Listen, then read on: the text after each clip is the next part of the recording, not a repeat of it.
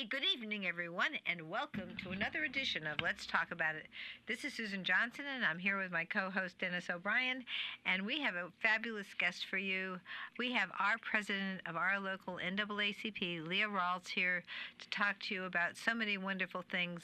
But we want to just say we're just so thankful for you and your mom, Leah, for the amazing work you've done recreating the NAACP in this region. And we went to her memorial service, and we learned so much about what a wonderful, fabulous person she was, and all the great things she did to create the NAACP, recreate the NAACP here in this region. So, welcome to our show, Leah.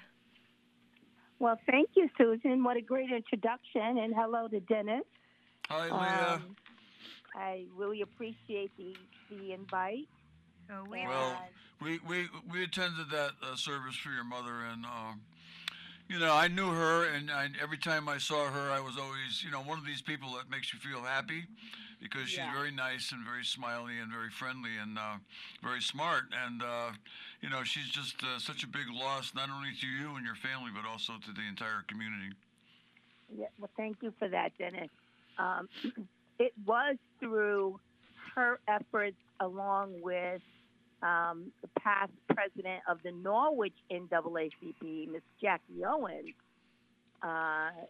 who got together and decided to reactivate the Willimantic branch of the NAACP in January of 2015. It took us some time to get up and running, but by the December of 16, we had a full membership of 50 people, which would allow us to be rechartered. And every Saturday, I don't care if it snowed or if it rained, those two came to Willimantic from the Norwich area in Miss Jackie's little blue car. And wonderful. They expected all of us to be sitting at that table waiting for them. Well, another thing that came through when we went to your mom's memorial service was the fact that how important she was as a member of your family, as a matriarch in your family. And I know she was born in Virginia Beach, which is one of my favorite places. I like Virginia Beach. Been there many times. Great. I think it's the biggest beach in America in terms of size. I mean, I know the city is not, there's issues there, but there's issues everywhere. But the beach is marvelous. And then she came to Hartford when she was a teenager. New Haven, when she was, I think, about 19 years old. And she really kept going and going and going. Got her education from Wilbur Cross, then went on to college, then did some graduate work, and was a social worker. And I really didn't know that much about her until the service, except for I had met her, and she was very, very nice, and she was your mom, and you and your sister Olympia, who we've met. And I think was she on the show with us once? Yes, she was. She was on has the show. a health clinic in Norwich. Yeah, you have it's no wonder that you've been able to accomplish what you've done in this town and this region for all of us with the NAACP and other things. And working before you retired, working for the state of Connecticut, a very important job in the court system, because of you come from a wonderful family, and that is so important. That is so important. I had great parents. They didn't have much, but I'll tell you, they loved me very much, and they did what they could for me, and it made all the difference in the world. And I wish my dad was around. Well, my dad died at 50. But I wish he was still around when I became a judge. He would have been so proud. So I understand how important family is. Such an important factor in anybody's life, in anybody's life. And you have a wonderful family. And, well, thank you very much. With her being, our parent, and I always put an S on that because she was both mother and father. Right. She required a lot, and she instilled a lot in my sister and I. And we were fortunate to see her, pursue her education, We were there for the high school graduation. You know, we used to go to summer school with her. We saw her through her associates and her bachelor's, and all the way up to, you know, that one missing one credit for her master's degree. So, and she's been a social worker all of our, you know, once she started on that career path, and that kind of trickled down to both of us. My sister was a social worker before she became a nurse. Yeah, you know, And then I'm a I when I social was worker. judge of probate, I had you know, I worked very closely with DCF, and Mhm. especially from Willimantic here. And I got to tell you, that's one of the toughest jobs in the state, working with DCF. And I know she worked Yes. with DCF, but you know the thing about your mother, she not only was a social worker on the job, she was a social worker off the job. She was Off doing the things in job the too, community exactly. just like you. I mean, she was a community advocate, and she was always trying to make things right for everybody. And that was, Yes. you know, what we want. We're mentioning her because you know we're talking to you about you know Martin Luther King Day is coming up, Yes. and you know obviously that's of great importance to the NAACP and to all of us. I mean, Martin, I can still remember the day when he was shot, and you know, and how sad Yes. it was, and how it changed Mhm. things so much for the worse. And you Yes. know, it was right around the same time we lost Bobby Kennedy, and I still when I hear that song Abraham Martin and John, I always get Mm. tears in my eyes and goosebumps because Yes. I remember them all. Except I Mhm. wasn't around when Abe Lincoln was around, but I I certainly have those are what a great bunch of people, Abraham, Martin, and John, and then they mention Bobby at the end of the song, and it's just great. And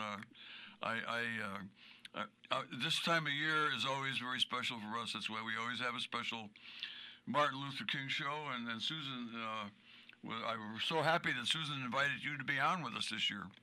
Yes, Well, go ahead. I'm sorry. Hi, Susan. Hi there. Yeah, no, I'm thrilled that you agreed to come on with us, and I thought that it would be really appropriate for you to, talk a little bit about the wonderful things your mother did and how you just picked up the ball and started to run with that as the president of our NAACP. And I just can't tell you how pleased I am that we have an organized group here in this region that really cares about our civil liberties, and you'll go to bat for people when they have a problem, and you've been doing it ever since we were able to come back together with that group, with a group of the Yes. NAACP. So tell us some of your work that you've done as the president of the NAACP. And I know you've had a great help. We've been a great help with some of our students when they've needed help with some discriminatory aspects in our school systems that didn't seem quite capable of handling them. There's just been a lot of great things that people know that they can come to you about some of these things and they'll get results because all of us get Well, together and we work on them. right. Well, as everyone knows, the NAACP is the oldest civil rights organization in the United States. And our mission is to fight for civil rights in the areas of medical, education, legal, employment, housing. I mean, the list goes on and on. And when someone brings a concern to us, we don't just go running in head first Right. and accusing people of anything. We do an investigation. We sit down and we talk with that person. We find out what their position is, and we also talk to, the organization, the school, the landlord, the hospital, whomever they're lodging a complaint against, to find out what their position is. And we try to bring people together at the table to solve problems, and to bring about awareness of racial discrimination and, and civil rights violations. So that's the work we do here in the NAACP. And as you know, again, it's nationwide, and in the state we have 16 branches, overseen by President Scott Esdale. and we are a very active group of people. Yes, yes, you are. We are, because Dennis and I are both members, and Yes. and you have subcategories in the Wyndham, which covers this region. So tell us about the coverage that the NAACP here covers. So you have a lot on your plate. Tell us about the towns that incorporate Right. the Right. coverage here. Well, we are responsible for the northeast corner of the state. That goes all the way up to Thompson, down to Plainfield, all the way over to Coventry, all of the towns in Coventry up to Stores and back down to Willimantic. Oh, I thought were a little bit farther north. Well, we kind of cut it off around about Uh-huh. Coventry because technically that's going into the Hartford region. I see. I see. So when you talk about my mom and NAACP, um, one of the lessons that she taught me was that, Leah, everybody deserves to be treated fairly. Yes. Everybody deserves a right to access to treatment, to proper treatment, to education, to law, being treated appropriately by the law. I mean, these are the things that she instilled in us as we were growing up. So it just fit with the NAACP's vision and mission. Yes. And as she was getting sick, she used to say, "Hey, Leah, am I still an NAACP member?" Yeah. And Yeah. I would say, "Of course you are, Mom. You're always going to be an NAACP member." And in thinking of that, the memorial service, we wanted to thank Susan and May Flexer for the Citation. what do you call it, Susan? Yeah, we provided a memorial citation to The recognize. citation. Yeah. Thank you. I could not think of the word. Yes. Citation Yes. is Yes. the word I was thinking for. And you recognizing that as her day, December 9th as her day. And I thank you so very much for that. Oh, absolutely. You're very, very welcome. And I can't say how appreciative both Dennis and I have been for her work and for your work as the president. Taking that on is a big deal. And to be able to take the time to investigate these complaints that come through is very, very important. Just tell us a little bit about, I know we have subcommittees here that people serve on. Yes. Tell us a little bit We about our do. subcommittees and what Well, how we they work. have our number one committee is our legal redress committee. Mm-hmm. That is the committee where the complaints are shared. And right now we have about 8 members on that committee who sit down and comb through whatever a person brings to the table. Sometimes it's volumes of paperwork because they've had a complaint lodged against an entity for some time. And other times it's just, listening and inviting the person to a meeting and listening to what they have to say. And then we develop a plan of action. And the action is either we're going to, again, go and talk to the other side, try to come to the table with some intention of resolving and a solution for further education around that issue. But then other times when we look at cases, the first thing we say is, you need a civil rights attorney. This is not something that the NAACP can handle. We are not attorneys. And we will refer them to some of the civil rights attorneys statewide. Very good. And what about CHRO, the Commission on Human Rights and Opportunities? Yes, and we send them through Crow, and whatever road we feel would be best traveled to address that issue is how we refer the people out. And we support them. We don't just say, here, call this lawyer and tell him we sent you. We don't do that. We say, hey, we're willing to come to a meeting with you to sit down and talk to the lawyer so that they can understand why the NAACP sent you to them. That's wonderful. So, yeah. Let's see. We also have our health committee, which right now is being chaired by our local social worker, Brenda Buckbinder, who has been very active in our efforts.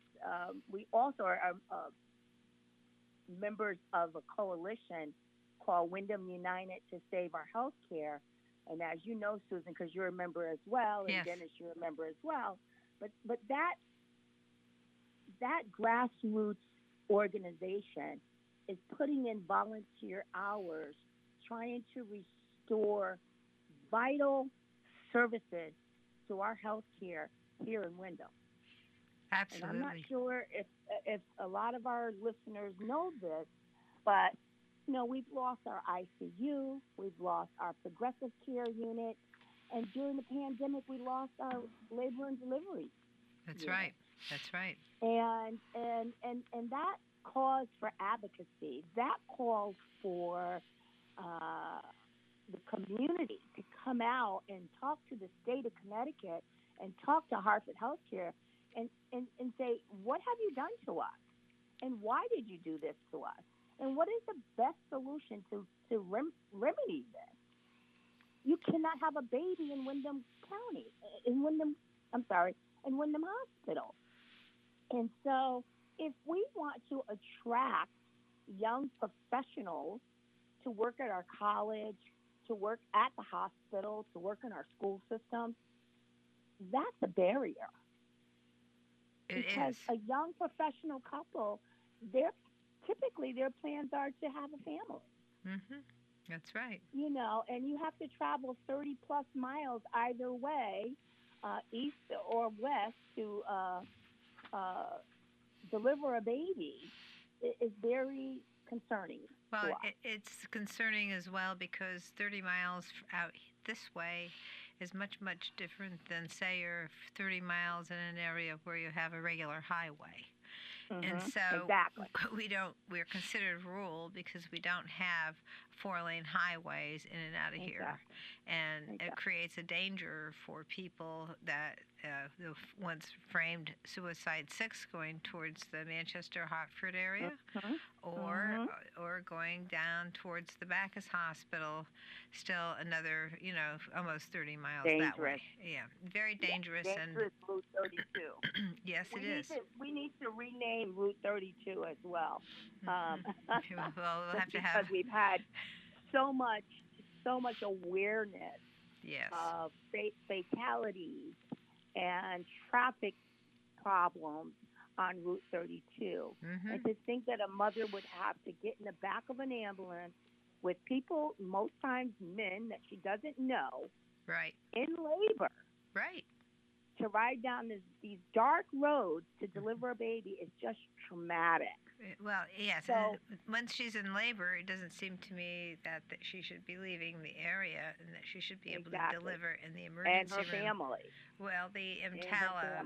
So in terms of the way it's set up even now, there's the Emergency Medical Treatment Delivery law that was put into effect in 1986 that says that, if you are there, one of the reasons they put it into laws for maternity and delivery services, that if you're at the doorstep of the hospital and you're in labor, they have to, deliver the baby. And yet they put people in the ambulance while they're in labor because when as women know, you never know when that baby is going to actually come out. And and the men that are designing these systems have never had to have a baby, so they wouldn't really understand the fact that you just don't really know when that delivery is going to occur. Yeah. So our health chairperson and committee members have been really active in preparing for a community involvement in the study of whether or not we qualify for a birthing center in Willimantic. Right. And that's being done through the Guide House, which is an organization that paid to study these situations. Hmm.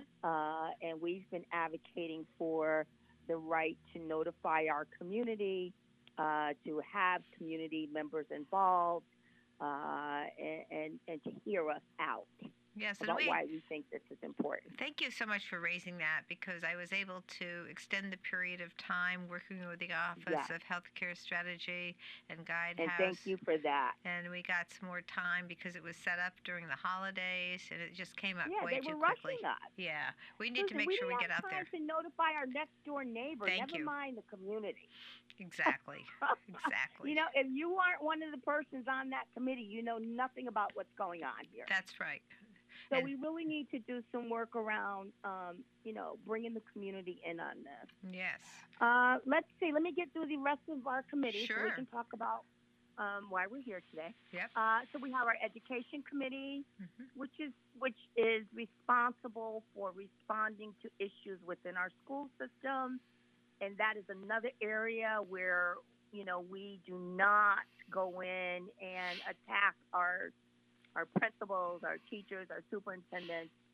We go in and we have conversation, and we develop plans of action for the students as well as the staff around racial discrimination and how that looks and how it feels. So that's another committee. We have an environmental justice committee that is very active. The Environmental Justice Committee is responsible for, lobbying up at the Capitol against bills that, pollute our air and our environment, and to educate the community on what those concerns are. And we've been very active, and we've had some wins, and I can't, of course, call all of them at the moment, but I'm very proud of that Environmental Justice Committee. Well, I also speak and work with people on the Sustainable Committee that we have here that works on environmental justice issues. And one of the things that I've been hoping for and have been working on with the Sustainable community, also, I want to make sure environmental justice gets fully acclimated in, is the idea of geothermal heating Yes. here, because we have a great opportunity and a great place, a great resource to be able to convert or add geothermal as an opportunity, because once it's installed, it's very, very low cost, it's sustainable, and it doesn't have any emissions. And we need to Yes. start talking more and more about geothermal. We have it at Eastern Connecticut State University. We have it at our Fairly Qualified Health Center. We have it at Horizons. And a lot of people, not a lot, but few people have put it in on their own. But to create Yeah. geothermal networks in communities like ours, especially the low-income communities, would be a great, great change and a great economic attraction to expand we the certainly economic need base. education around that, because Yeah. So people are afraid of change, and you're talking about taking out my oil tank and putting in this, computerized system that I have no idea what to expect. well, you don't have to take out the oil tank. You don't have to take it out, though. That's the thing. Yeah, You can leave it there, so- and you can put the geothermal in and set up the systems, and you can leave it Yeah. there. And in Yeah, fact, if you as long want, as it's right? as long as it's in your basement, no one will care if it's there or not. But you can use it as a Yeah. backup. But So- it is. I don't think you'll need a backup once you realize how effective and Yeah. cost efficient a geothermal thing is. So you don't have to And I remove know anything. that the committee has been working on community education, and those are some of the things that they plan to share with the community. Yes. Um, And in fact, we so have a let's bill. see. I've been on with a bill, just so you know, on geothermal. And and Steve Winters from New Haven, who's the new representative, has put together the bill. And I am thrilled that we're going to be working through this as a municipal opportunity for expansion of resources. So I'm Okay. very, very excited about geothermal. Well, and make sure we're such that a good spot. our committee is up to date on what's going on with that, because I'm sure they would want to have some input. Well, I'd love to hear from them. Okay. The other thing I want to talk about is the developing. I'm sorry, the development of the Gary Rawls Youth Council of the NAACP. Oh, wonderful. As you know, Gary was my husband, and he passed in November of 2020. And the couple of the members came to me and said we'd like to do a youth council in his honor because he was all about the youth. You know, when we would go places, you know, he would gravitate. You know, the college students up at Eastern loved him. Yes. Mr. Gary, you know, they used to call him because he could relate to them and he'd, you know, josh around with them or whatever. And the youth council was chartered 2 years ago by National NAACP, and they've been very active in the community, participating in Third Thursday. They do a Kwanzaa event. They've been active in the school systems and very involved with Pomfret residential school because we have 30 members out of that school that are part of our youth council. That's wonderful. And yeah, and we're very proud of the advisors of the youth because they keep them on their toes and they keep them very busy. And that would be Ilda Ray, Melissa, Shared Right, and Dr. Corey McCotter out of Pomfret. Well, it's such a wonderful thing we are that he very did. busy.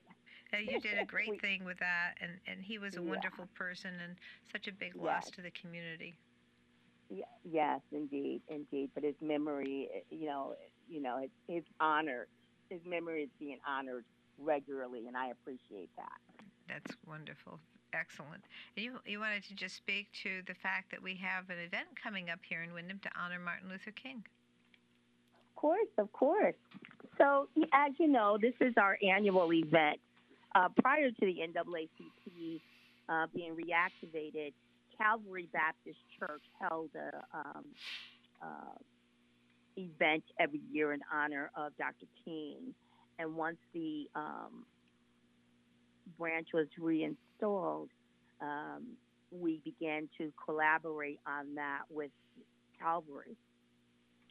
Typically, the event is held at Calvary Baptist Church, but this year we are hosting the event at the Light on the Hill Church, which is actually on South Street, but the flyer says 90 South Park Street, but it's in that brick building right on the corner.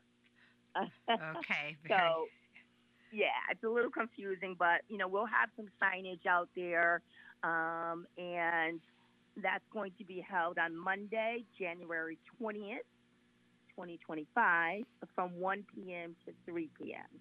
Okay, very good. And the theme this year is Mission Possible. Great. That's a great theme.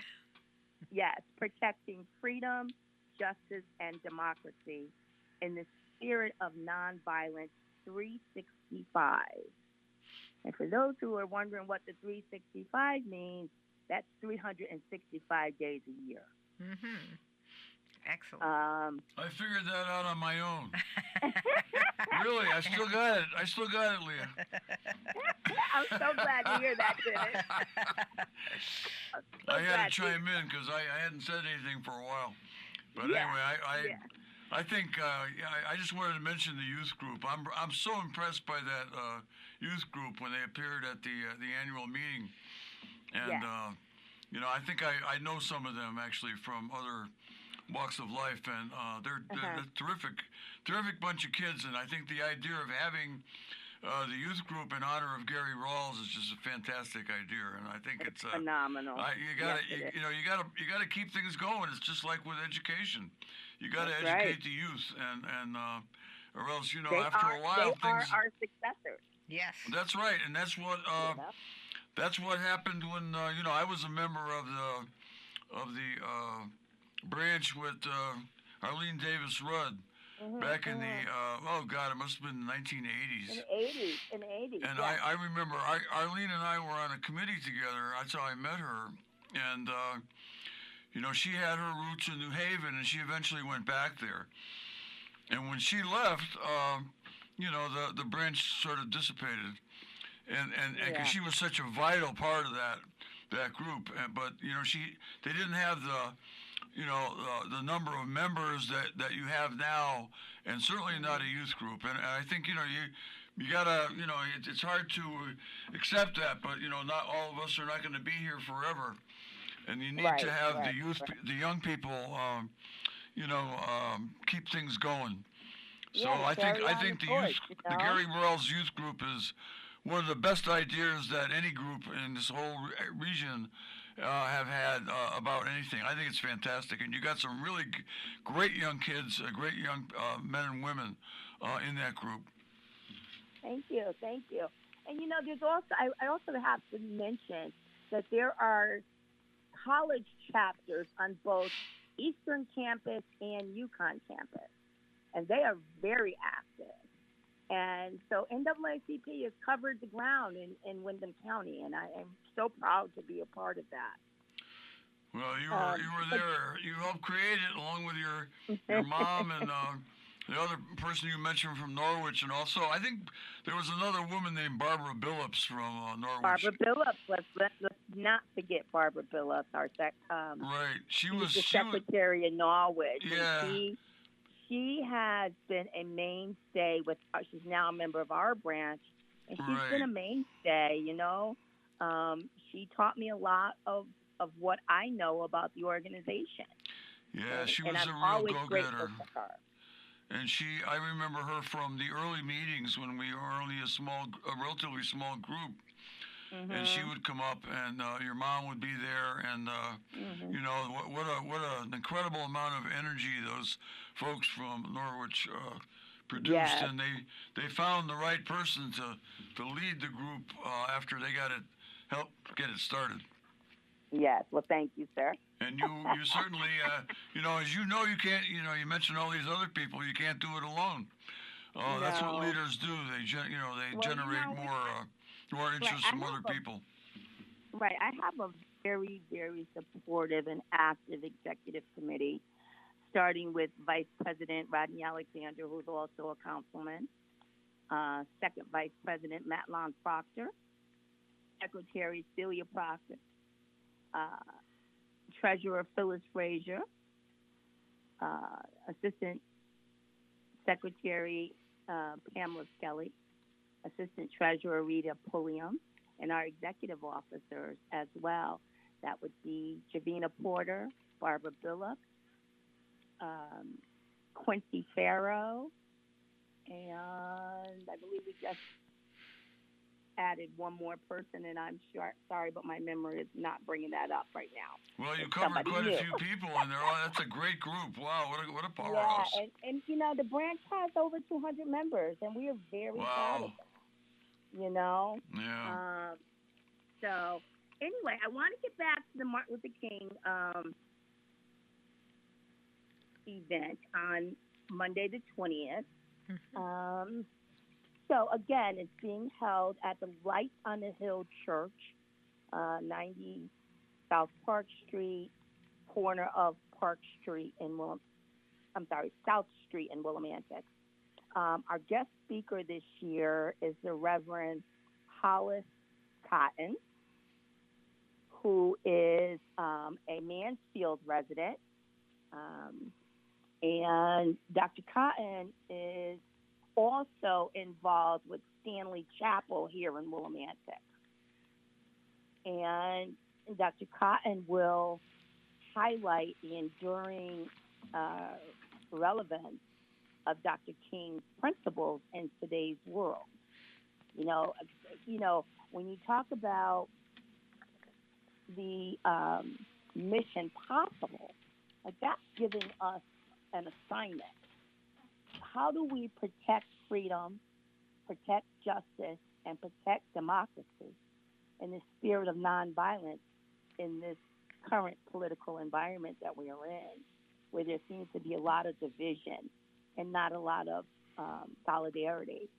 And so Dr. Cotton will be addressing current social and political challenges. He will emphasize the importance of courage and commitment in the ongoing struggle for human rights and equity.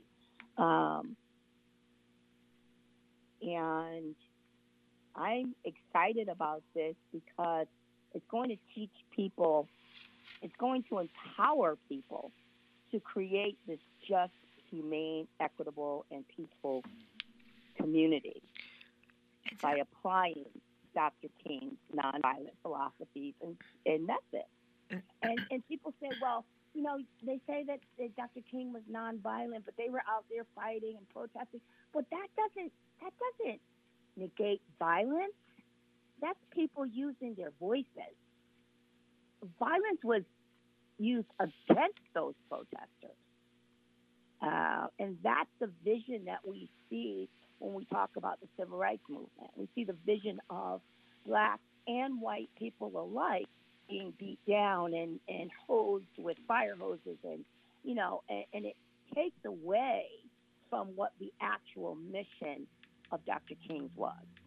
Exactly. And I'm sure you two know a lot about that, so I'm going to stop right there. And that's it's perfect for today, because these are the discussions that we're all starting to have all around, because we see changes occurring in the South and around in the country, whether it's voting rights or human rights or women's rights. Rights are being eroded, and we have to watch carefully. Now in Connecticut, we're very, very careful about our voting rights. We want to expand them.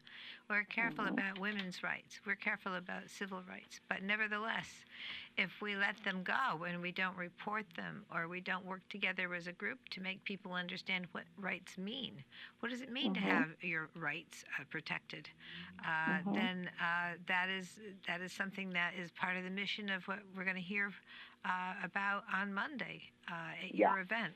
And it's something that I hear people talking about at the Capitol, and I hear people in some of the news programs speaking of that, you know, it's up to us now. We want to hang on to the rights that we have.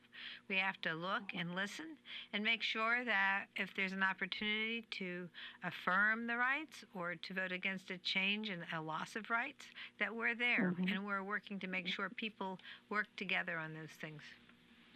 Yeah, exactly. And, you know, talking about working at the Capitol, I forgot to mention that we also have a political action committee that is chaired by Javina Porter, and her committee will be hopefully working with you in your office to follow some of the bills that apply to this year. I'm excited about that. Yes, well, I'd love to see her before the end of the day tomorrow, because that's when the bills all have to be in. So. Okay, I will try to get you connected with her. She called me yesterday, and I said, I'm on the phone with Susan. I'll call you back. Yes, well, and you can give her my number. I will. I will have her call you today. Very good. Also, you know, I want to say that when you are a civil rights freedom fighter, you are a community change agent. That's right. You're working to improve your community. And that's what Dr. King was all about. And through this, you know, speech from Reverend Cotton, I believe that we will hear more about methodology and ways to accomplish that. Well, it's really fascinating that you mentioned that aspect of it, because a lot of the times people think that Rosa Parks just got on the bus and said, hey, I'm not going to move from the front, I'm not going to the back. But it took time with Dr. King before that. It took a good 10 to 15 years of her working on working and connecting with the community to stop that type of segregation and bad behavior. Yeah. And so the work that we do is got to be constant. It's got to be out there saying hi and making friends with everybody, and making sure that, you know, we understand each other, and that, you know, the rights apply to everybody. And we want to make sure that that continues. Yeah. And, you know, Susan, I want to talk about, you know, law enforcement, because everybody well, I won't say everybody. I think that there are people in the community that think that NAACP hates law enforcement, and that is the furthest from the truth. That's so true. That is the furthest from the truth. That is right. We respect law enforcement. Yes. We like to work with law enforcement. We like to sit down at the table with law enforcement to discuss our community and discuss our concerns. Right. And I just like to get that out there. Thank you. And particularly because we were calling for a committee to oversee community complaints. Mm-hmm. And that didn't go over very well with our community. But still in all, that doesn't take away what we feel and how we respect the Willimantic Police Department and the police departments in this county. And I want that to, I really want that message to get out there. Well, Because I'll tell you, it I'm got the right so person. bad. I'm the right Hold on, person to Dennis. talk Let me to just about say that, this. Leah. It got so bad last time that the police chief had stopped speaking to us. That's too We bad. have a new police chief now. I want to reestablish this relationship, and I'm going to work very hard to make that happen. Well, I can help. I'm now on the Willimantic Taxing District Board of Directors, and we have connections with the police and fire departments, of course, in the Okay. in the city of Willimantic, or the former city of Willimantic, and Mm-hmm. I'm enjoying that a lot. We're working very closely with the new chief and with the chief of the fire department and their deputy chiefs, and they're well aware that our whole committee, although we're not, we are, we're always watchful about what goes on. We're not their enemy, and I think. I think they know that. I think they know that the people in the town and the NAACP is not opposed to law enforcement. That would be Right. that would be. I hate to use the word crazy, but it would be crazy. Counterproductive. You have to have Yeah, it. that's counterproductive. I mean, you have, with the experience you have working in the Superior Court. I mean, you know all about that. In fact, I think your approach to addressing problems, you don't just go in helter-skelter. You investigate, find out what's happening, and then you sit down and try to negotiate a solution. I think you learned that. Exactly. You learned that through your mom, for one thing, and you also learned that from having the worked time with you the spent. State's Attorney's Office. That's right. Coming from the Public Defender's Office. That's right. And having to go to the State's Attorney to say, here's what I think about this client, and having them hear me out as a social worker. Well, was you worked very, with some. very instrumental. You worked So with some. I look forward to reestablishing that relationship, and of course, our relationship with our fire chief, Mark Scribner, is solid, and he has our support and he has my back, and I really appreciate him very much. Mark is special, no doubt about it. But anyway, Yes, he is. you are too, Leah, in NAACP, and I think you've added so much to not only the region that the branch covers, but also in particular the one I care the most about is Willimantic and Windham, and the NAACP is definitely a community asset, and I think you're helping us all to identify problems, but also to to try to reach solutions in a way that makes sense, that it's rational, and is under control, and that is rational is a great word. Yeah, I think so. Yeah, the only way to go. It's the only way to go. That's right, and you know that, and I think your personality and your character and your style is permeated the entire NAACP, and I think it's been for the betterment of the group and also the community. And I want to thank you so much. Thank you so much, and I love you both, and I appreciate you both, and I highly respect you both. Well, we respect you and love you, and we want to have you in the last minute. Just tell us about your event on Monday celebrating Martin Luther King. Okay, one more time. It will be held. Well, let's start with the topic. Will be Mission Possible, protecting freedom, justice, and democracy in the spirit of nonviolence 365. Monday, January 20th, 2025, from 1 p.m. to 3 p.m. at the Light on the Hill Church on the corner of South Park and South Park and South Street. Excellent. The guest speaker will be Reverend Hollis Cotton, who is the elder and pastor in the African Methodist Episcopal Church, as well as actively involved with Stanley Chapel AME Zion Church here in Willimantic. Excellent, excellent. Thank you so much, Leah, for joining us. And let's everybody get together and really remember and celebrate the life of Martin Luther King, and thank Leah and her family and the people in Windham for working with the NAACP to make sure we have great civil rights in this area, and that we make public policy changes that will help all the people in Connecticut and America. Thank you so much, Leah, for being with us. Thank you for having me. Take care. See you all on Monday. Thank you, Leah, and we'll be back next Friday with another great show. Thank you.